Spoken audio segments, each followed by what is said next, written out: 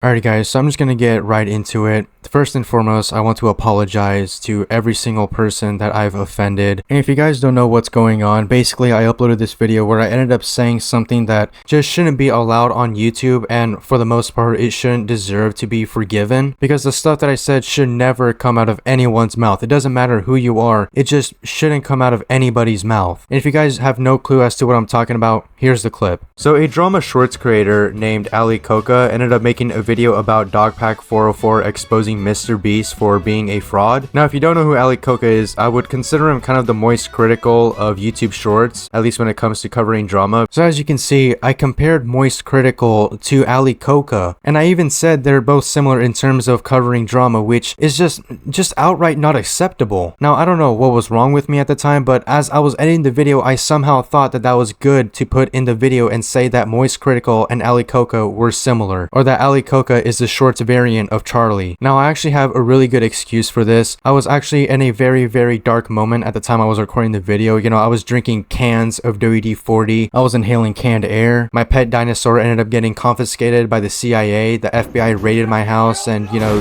just stripped me of everything that I had. My PC, my mic, my monitor, my keyboard, my mouse, and especially my $20 wired Apple earbuds. But that is no excuse as to what I said. It doesn't matter if I was in a dark setting at the time. I still have to own up and face the consequences that I got for calling Ali Coca the moist critical of YouTube shorts. It's just, every time I hear that sentence, it haunts me to this day. And another thing that I want to point out is that Ali Coca ended up making a response video to all the backlash he got from his Dogpack video where he just insulted him. You know, pretty normal stuff when it comes to criticizing someone for, you know, making a video exposing your guardian angel of YouTube. You don't know this, but I'm actually a chess grandmaster.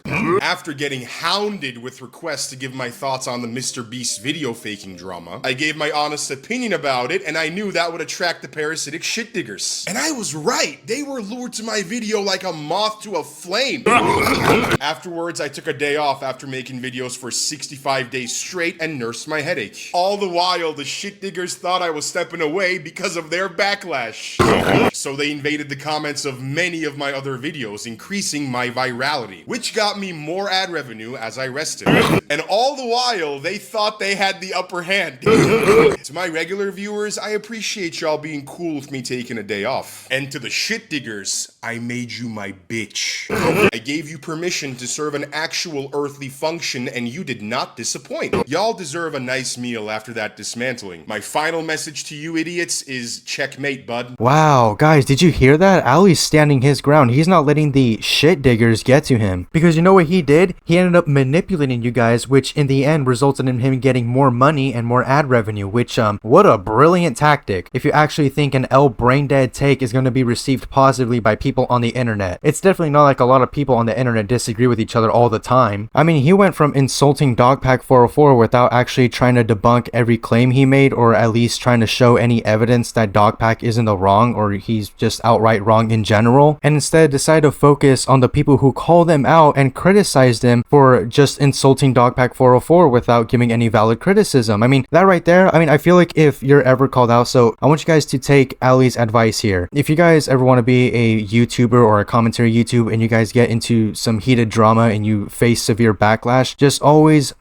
remember to call them a shit digger, because that will 100% not escalate the situation and, you know, prove them wrong and make you look like a guardian angel. It'll probably make you look like Mr. Beast, the guardian angel of YouTube. Just keep that in mind, guys. Like that right there, you know, it made me realize that Charlie doesn't do any of those things. So why would I even compare Charlie with Ali Coca? Like, that's super disrespectful of me. And, you know, it shouldn't be allowed anyone. No one should have said this in the first place. This shouldn't have even come out of my mouth. I should have saw that footage like 20 times and came to the realization that I was wrong this entire time. So Charlie, I deeply apologize to you, and I also deeply apologize to anyone that I've offended. And I'm just super thankful that I was called out for this, because yeah, like I said, this shouldn't even be allowed on YouTube. No one should say this at all, period. Now, I've actually come up with the conclusion that I'm going to be taking some time off. I'm thinking maybe 5 to 10 years to work on myself and just overall better myself. You know, just common things like hanging out with my family, hanging out with friends, getting therapy or whatever is considered working on myself for 5 to 10 years. Like, yeah, whatever YouTubers do when it comes to making apology videos like this and saying how they need to better themselves and,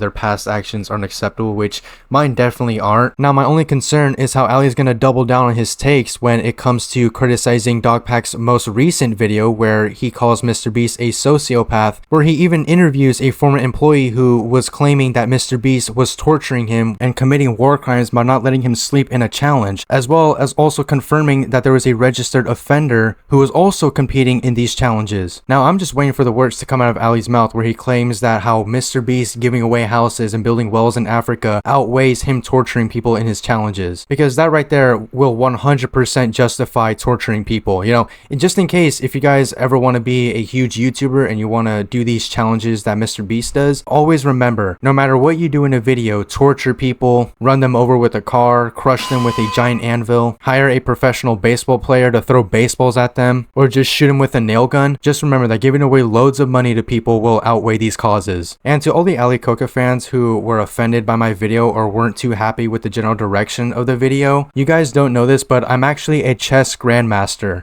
Hold on, let me just take off my shirt.